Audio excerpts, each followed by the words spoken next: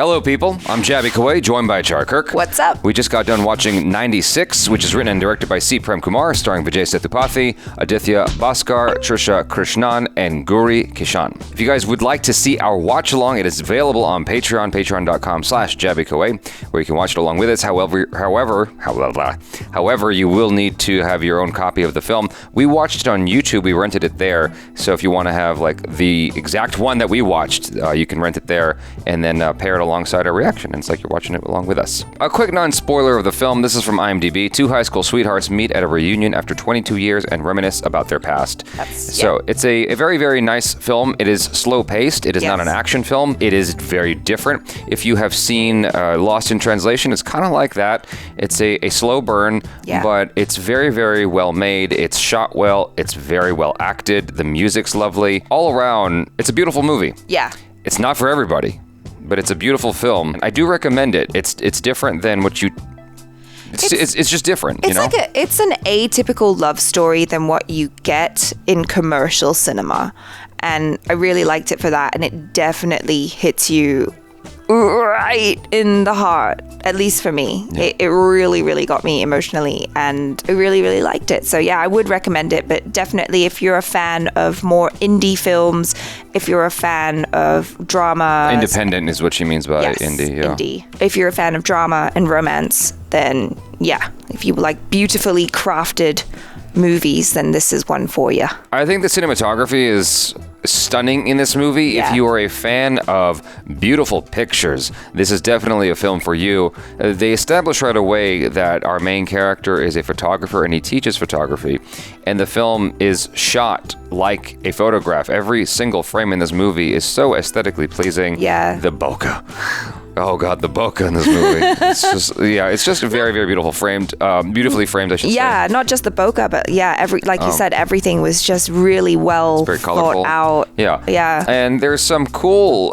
shots for, people who are very visual with the storytelling. If you're a fan of that, there are some cool shots that are almost like poetry. Yeah. It doesn't beat you over the head with that. The film does overstay its welcome at certain points. I feel like there were certain moments that were a little bit pretentious and way too long, but overall, the overall package, I really enjoyed it and appreciated it. I thought that there was a lot to take away from this. Mm-hmm. There was a lot of small moments. I feel like, just like with Whiplash, this must have been inspired by something real for this director-writer, because it feels very, very personal. I don't know why, but it can't just be a story that this person made up, because the way it's structured and the way things play out, I'm like, this feels like it's pulled straight out of real life. It did feel really real, and then, like, the performances were really understated as well, and it just felt like this hangout movie. It was. If you're into that sort of thing and you can give it the time and the focus, it will really just kind of seep into your bones. It's really beautiful. I've had to mature to appreciate films like this. I mean, I did enjoy Lost in Translation when I first saw it, but I watched a movie called The Big Chill, and that is truly a hangout film. And at the time that I watched it, I'm like, I don't get this movie. It's just people hanging out and reminiscing. It's such a strange film. Yeah. Here, I am more equipped to appreciate something like this, and so you have to know that kind of going in, that it's not very plot driven. It's more about just these two particular characters. Well, it's like what you said about the reminiscing, right? There's so much nostalgia in this, and like you're invited to come along for the ride with these characters, and kind of you're invited to maybe relive your past and your experiences as well, and just kind of put them on top of this. And I think it's so relatable, and you can so understand it, because how many things happened to us in school, or like how did we think things would turn out, and then they didn't turn out the way that we thought they would, and like how many people were you so close to, or that you felt really strongly about, and then school ended, and then all of a sudden like you just go away and head away in your separate paths. My head was in a completely different place. For me, this was especially knowing our audience from the live stream. Yeah, oh my God. I was realizing just how relatable of a film this is. I mean, there's elements in it that I find relatable for myself, but the biggest takeaway for me was the lesson, and I can't really explain what that lesson is without giving away the whole movie. Yeah, so stick around for the spoilers. Yeah, exactly. But just know that for that lesson, it's very much worthwhile. It's something that I talk about a lot whenever we do Love Zindagi. It's almost like I'm saying the same thing over and over again. And this movie really illustrates why that lesson's important. And I have very mixed feelings about the ending, which I'm not going to spoil. I just have very mixed feelings about it because I love it and I hate it at the same time. And I think you're supposed to. Yeah, exactly. I mean, I think that's why this movie made me ugly cry. If you've watched the reactions, you will have seen it. But that's why it made me ugly cry, is because it was so real. You can't say anything. Okay, I can't say anything. Yeah. Let's just say it just made me ugly cry. Yeah. So, yeah, bring the tissues. I didn't have the tissues. I just had a dirty kitchen towel that Jaby offered me. Okay, spoilers. Yay! I guess the first thing I want to talk about is the ending. So seriously, if you haven't watched it, don't watch this part of the video. So it ends with him closing that suitcase, and that's a very, very symbolic moment in the film. Is him closing this thing. It's almost like you could take from that he's closing this chapter in his life. Exactly, yeah. So there's that element. For me, it's just so frustrating because even though I know it's wrong because she's married and blah, blah, blah, like there's part of me that was like, oh, but you're peaceful, but you're not happy. And I understand that this is a facade, so to speak, because what you are experiencing here is just an extension of this fantasy that has been playing out in your brain. It's not real. Yeah. You don't have years with this dude. You have years with the guy back home. And that's the part that's not spoken about in the movie, but that you just kind of understand. Well, yeah, and she said that he was nice. He understands her. Yeah. He's a good father to her child. Like, those are all positive things. And those are all things that lead to a stable and content life, I guess. You know, like, you can chase the highs of happiness, but sometimes when you chase those extreme highs, it can come with extreme lows, and maybe it's just better to be at an even keel and just be like at an evil keel. No, be at I'm still messed up from watching the film. But like, yeah, to be at an even keel and to be at a constant like 7 or 8 out of 10, as opposed to like 10 one day, 2 another day. You know, so there was an element that I found a little bit perplexing that maybe the audience can help me understand, which is he was a grade A stalker, and she was perfectly fine with that. You know what it is? It's totally fine when you want to be stalked by that person. Because at first I was the same as you. I was like, what? He's been around this whole time. I thought it was going to take a turn. I thought it was going to become a horror movie. It's all like, oh my God, you were stalking me this entire time. But like, because of the way he played it, because of the type of character that he is, and you know just how painfully shy he is and all, and she really did love him. So, well, she's had strong feelings. She had so strong feelings for him, right? It's like, okay, I get it, that's romantic, but on the other side of the coin, that's like really creepy. Him kind of knowing everything about her, and that moment where he was all like, oh, and I was there on your wedding day, and the way her face looked, I thought for a second there, I was like, oh shit, is this the moment where she's gonna get really mad? Is this the moment where she's gonna like smack him and be like, why didn't you say anything? But it was only saved by the fact that earlier on we find out that he had gone to see her and he had tried to talk to her, and there was that whole misunderstanding. It wasn't just that, it was that he ran away. At the wedding, he ran away before they said their vows. Well, yeah, but the thing is, like, the only reason, what I thought was he didn't say anything because he truly believed that she hated him and that she didn't want anything to do with him because of that moment where she didn't come out and told the girl to be like, tell him not to ever do that again or whatever. I believe that, but like, yeah, if they didn't have that moment before that, I would have been like, dude, why? Right. Why didn't you do something? Like, that was her dream. Her dream was that he was going to come up and save her from marrying this other guy. This is the lesson I keep trying to impart on the audience whenever people are coming to me saying, oh, I've liked this girl for so long. It's like, yo, you got to move on. Like, if you didn't seize the moment, you need to move on. Yeah. Or you need to seize the moment and you need to tell her now, today. Yeah. It's like, either do it. It's the phrase that we use here in the States is shit or get off the pot. Like, you need to say something or just walk away and stop obsessing, because this obsessing isn't healthy. And I feel like this movie is probably a message to a lot of people. The thing about it is, like, I was at one point just wondering where the hell the film was going, because there was no plot twists. Like, there was nothing really truly surprising after a certain point. It was literally them just hanging out. After a while, you sort of settle into what's going on and you understand what the film is doing, and it's almost like the director is just kind of sharing with you what happened with him. That's what it feels like. I don't know if that's actually what happened, but because it's structured that way and it's not some kind of plot twist towards the end, it's like, you know, after watching a lot of commercial films like you mentioned, you're sort of expecting this thing to happen where maybe she, you know, gets rid of the guy that she's with and she decides to, you know, hook up with Vijay Sethupathi, or maybe a kiss like they did in Lost in Translation. You know, maybe it's something like that, but no, like, she stuck to being loyal and he stayed respectful, and that's that. And that's how it played out. It frustrates me because I'm like, is that how it would have played out in real life? Maybe that is how it would have played out. But that's the culture too, isn't it? That's like upholding the Indian values. No, I mean, I appreciate it and I hate it. As an American, it's a bold ending, but it's infuriating. It's lovely, but it sucks. And I have no idea how to just sit with this. It's like, it sucks. Because the thing about it is, you know, things happened in their lives that they couldn't control. It's like, okay, but now you can kind of control it, right? Like, sort of. Yeah, but now more people are involved. If they were both single, then it would be fine. But she's a mother now with a daughter to think of. It's way more complicated. Yeah, it's just frustrating. It's super frustrating. And I know that feeling of, you know, connecting with someone and learning that I could have done something and I just didn't, and that sucks. That's fucked up.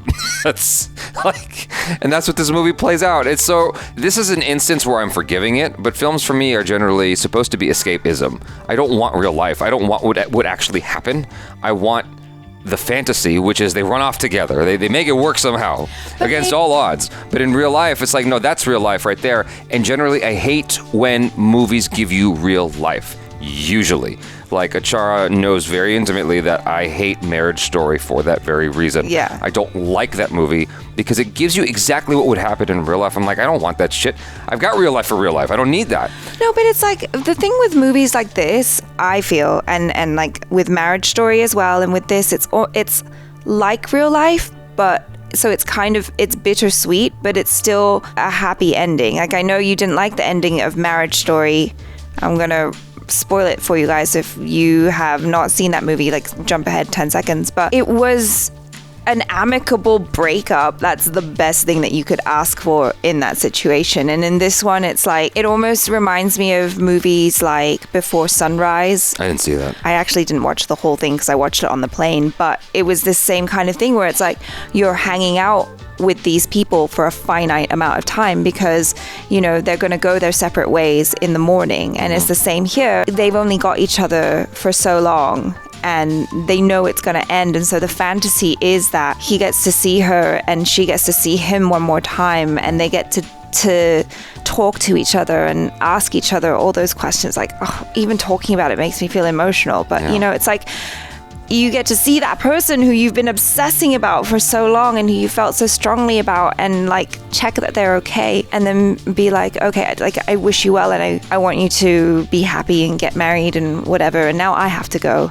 and live my life and you have to live yours. And then, like you said, at the end he closes the suitcase, and like, that's the end of that era, because he's been living in the past for all that time. Exactly. Like, he hasn't joined the present. He hasn't really lived his life in that regard. Right. What was the point of that whole opening sequence? To show that he's a lone traveler? Like, what was the point of that whole thing of him going from one place to the next it's like he's clearly been living a life, you know. But he's been living alone. I think that was the point. And you kind of see in the movie as well, like, it's really cool to me that they did it all in the span of like a day or a night, you know, where they meet.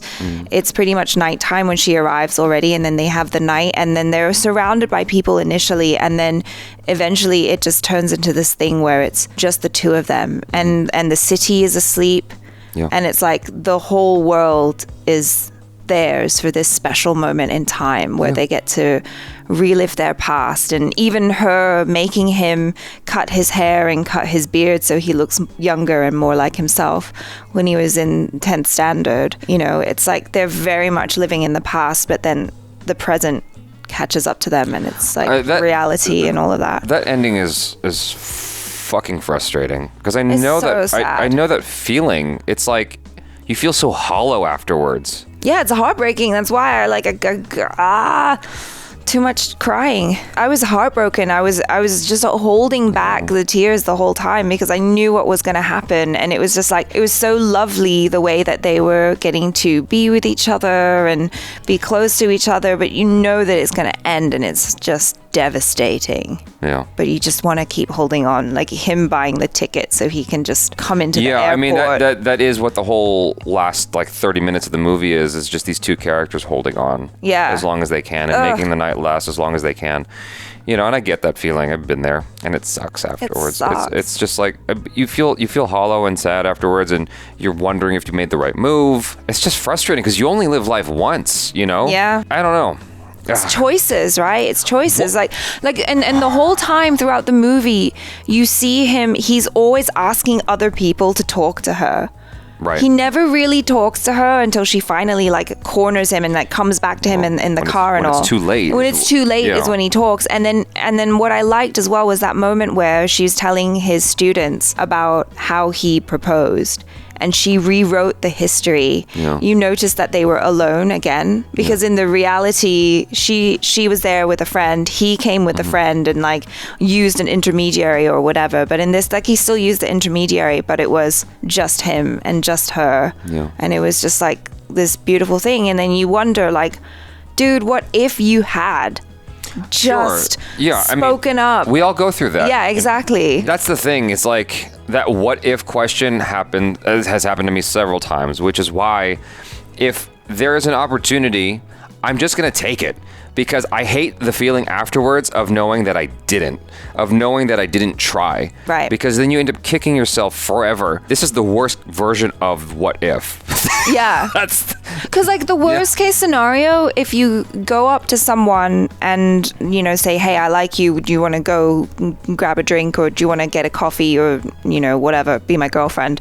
The worst case scenario is she says no, or maybe the worst case scenario is she laughs in your face and maybe you're like bullied about it or whatever. You'll survive. But you'll survive. Yeah. Like, can you survive the pain and the guilt of never having said anything at all? It's traumatic. The thing that I was saying I didn't like was when, I guess I understand it now, having finished the film, but there was a scene when she was going back into her hotel room after she was frustrated and stormed out of the car. She left the door open, went up to her hotel. It's like, you see the shot of her going all the way to the elevator, up the elevator, and down the hallway, and it's like, God damn, like, we gotta see all of this? And into the hotel room, and sits down in the chair, and it's like, oh, and then she's like, oh, the phone. And then she goes to the phone, debates whether or not to take the phone, and then picks up the phone and calls him. I'm like, God damn, like, you can cut through some of that. I was relieved when she decided to go back to the car and they just sort of jumped forward in time a little bit. But what I'm asking myself is, like, why are you showing me all of this? Because, and this happens a number of times in the movie where I'm like, I understand what the director wants me to think and feel right now. I have thought that and I have felt it. Right. And you're still playing this note. You're still bringing out this scene. And at a certain point, I'm like, okay, I just have to throw my hands up and go, well, he just wants me to like really feel what he felt, which is just like making this go on as long as possible. I get it. Like, I remember when I watched Meet Joe Black, I was one of the few people in my circle that actually liked that movie. I liked it too. After 3 hours, you'd be surprised, but I did not want that movie to end because I knew what was going to happen is this character who fell in love with this girl has to say goodbye. Yeah. I'm like, fuck. Like, I don't want them to have to say goodbye. It's weird because this is the first time this dude ever fell in love because he's not human. Yeah. It was the first time he's ever fallen in love, and I'm like, I know he's going to have to say goodbye now, and I didn't want the film to end yet. And so it's bittersweet. And so I think that's the effect that the movie wanted to have on me, but I didn't necessarily have that because I was waiting for something to change and no change ever happened. This is not against the film. This is just a feeling I had while watching it. It's like, in no way am I saying that it did anything wrong. This is just what it elicited in me. I'm like, I'm done hanging out. I need to see some change here because right now we're seeing a lot of the same stuff happen. It's just sad. It's just like this slow kamikaze thing. You know what I mean? It's kamikaze in slow motion is what it feels like at times. And then I can really appreciate that because it's a fucking bold move to do that. That's not commercial. You know? It's not. And it does just kind of ask you to open yourself up to the emotions and to open yourself up to the characters and just spending the time with them and allowing yourself to sit with the feelings that arise, which can feel incredibly uncomfortable. Yeah, I kept hoping that something was going to change, something was going to shift. And the only thing that shifted was he opened his mouth and started talking. Like to her face. I don't know. I was thinking that maybe you would at least give me something like you gave me in Lost in Translation. That one kiss of like, it could have been. But I know culturally... Yeah, I wonder if that's just like us coming at it with a very Western feel. Because like, yeah, I wanted them to get together. Like, I wanted them to hug. I wanted them to kiss. I wanted them Did you see Lost in Translation? I did, They didn't end up together. I know they didn't. Okay. I'm just saying that from a Western point of view, that's what we want. Right. I mean, the closest we got to that in this film was when she put her hand on the stick shift. Yeah. And he put his hand there and kept it there. And kept it there. That was the closest we were going to get to that. And that was heartbreaking too, because it's like they're not even looking at each other. They're just like enjoying or just trying to savor the feeling of like skin on skin contact because they hadn't done that the whole time. If you guys enjoyed this movie, you should definitely watch Lost in Translation because there's like moments like that throughout Lost in Translation. It's just a hangout film. It's literally but it's set in Japan and it's with two people who can't be together. It's the same exact kind of thing. Yeah, I mean... Sad face. Yeah, but it was beautiful. And I think, like visually it was stunning.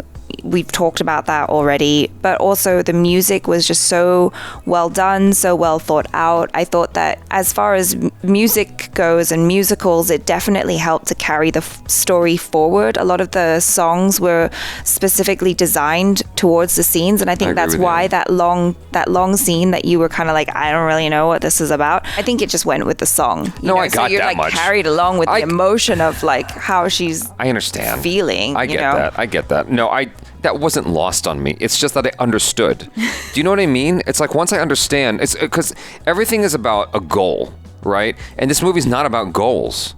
No. It's completely absent of that. Throw that out the window when you're watching this film. But generally speaking, whether it's American or Indian, like it's about goals, right? Because a lot of people like to say that Indian films, it's more of a feeling. Yeah. And this truly is more of a feeling. Yes. But even with we've watched more commercial Indian films, and usually there's a goal in mind. Yeah. Of some kind. And so once you've accomplished that goal, the movie's over, or at least the scene is over.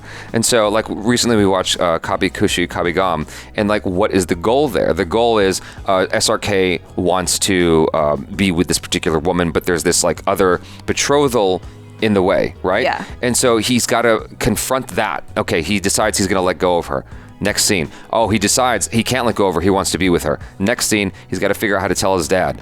And it's like, that's the goal. And then once that is over, you go to the next thing. And the overall goal is he's got to reconnect with his dad, and the family's got to come back together. Yeah. You see what I'm saying? And so there's like constant goals throughout a movie, even as silly as Kabhi Khushi Kabhie Gham.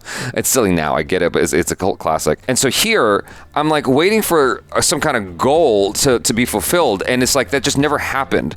It was not about that, and it took me a while to let go of that. Yeah. But I understand the movie got most of the way through before I was like, oh, I'm not supposed to feel this. Yeah, it's just interesting because it is not like a commercial love story at all, but it's just so emotional while still being so restrained, and I think that's why it like really tugs at your heartstrings because no one's being over the top. and not at all. you can feel the awareness that the characters have that this has got to end, but they're still trying to keep it nice and keep it light, and so all of that stuff is happening underneath the surface, and it just like breaks your heart by the end of the movie. The most important thing I gotta say in this is Trisha Krishnan is freaking gorgeous. She's beautiful. I was like, God damn, oh, my heart hurts. Like, she's so stunning. There were certain scenes in there where I'm just like, oh, Lord almighty. Obviously, there's makeup, there's the lighting, there's the, cinematography, all that adds to it. But still, Jesus, it's just beautiful. I don't know if we said it overtly, but what I was trying to say in the non-spoiler part of this is, like, there was a big lesson in this film that I think is really important. Yes. And that lesson is, seize the fucking moment. Seize the day. Don't hesitate. You never know what you're missing out on, and you end up regretting later not having tried. You only regret what you didn't try to do. Exactly. You don't regret what you did. As long as what you're doing isn't mean-spirited or bad. At least try. The worst that can happen is you get rejected. And believe me, you'll be okay. Yeah, it's not the worst thing in the world. Ask any actor or actress. Yeah. If you get rejected, you'll be all right. Go on to the next thing, But at least you tried. At least you gave it a shot. Because the worst thing that can happen is you realize that she would have said yes. And now she's got a kid and a husband. Yeah. And so she can't say yes now. Yeah. And that love story never had a chance to blossom. Right. There was this girl I saw at an audition, and she just made me giggle. If you can make me laugh, I'm like a girl, I guess. If you can make me laugh, that goes a long way. Making me laugh is like something that not every girl can do. And so there was this natural chemistry with me and her where we just made each other giggle. And I remember she worked at the Apple store, and I was like, oh, I should go visit her, but no, I don't want to. That's stalkery. I don't want to like bother her. And so we kept in touch online, sort of. Mm-hmm. And then a few years later, I remember talking to her, and I told her, hey, I used to have feelings for you. I used to have a crush on you. She's like, what? When? And I'm like, when I first met you, blah, blah, blah. She's like, you should have asked me out. I would have said yes. Ugh. I'm like, fuck. I had no idea. Like, it would have been cool. Like, who knows where that would have gone? But we'll never know because I didn't ask her out. And so that was a hard lesson for me. And so this is just another reminder of like, seize the fucking day. Don't wait. Just seize the day. So many stories come in on the live stream of people who've been waiting 12 years. It's like, what are you doing? 12 years. Like, yo, say something. This was 22. 22 years. Exactly. 22 years. Don't let your life pass you by before you finally say something to the girl that you really like. Let me tell you something, youngins who are watching. It goes fast. It does. Yeah. It goes fast. Time flies. And before you know it, you look back, you're like, oh, wait, you realize there isn't that much time left in front of you. But there comes a point when you're like, you got more years behind you than in front of you, and you're frustrated because you're like, oh man, like, if only I had known back then that I could have. Please take this as a lesson that you could have. Mm-hmm. And just do it. And you should. And this isn't just limited to like romance stuff. This is all aspects of life. I feel like that's a very, very good lesson in this like film. Work, travel. Yeah. Like do all the things. Because it's very easy to have a story where a character seizes the day and it all works out and you feel good. It doesn't stay with you as long as a movie where nothing works out. It's true. Because you didn't seize the day. It's almost like Requiem for a Dream. That ugly feeling you're left with is more impressionable, and it's like you don't want that feeling in real life. So seize the day. That's what I got out of this, and that's why I appreciate it so much. So even though there was like frustrating moments and overall a frustrating ending, it's like I really appreciate what it stands for. It's a beautiful film, and Trisha Krishnan is fucking gorgeous. So, but I think we also need to say, actually the young actors were fantastic. Aditya Bhaskar and Gauri Kishan, and then Vijay Sethupathi, of course. Well, yeah. I mean, that kind of goes without saying. But we said in the first, people get annoyed when we're not specific, but like across the board, the acting was good in this film. Yeah. It was really, really, really good. Really good. Felt realistic, super understated. So yeah, loved it. This is too long of a review. You guys, thanks so much for hanging out. I'm Jaby Koay. This is Achara Kirk. Peace out.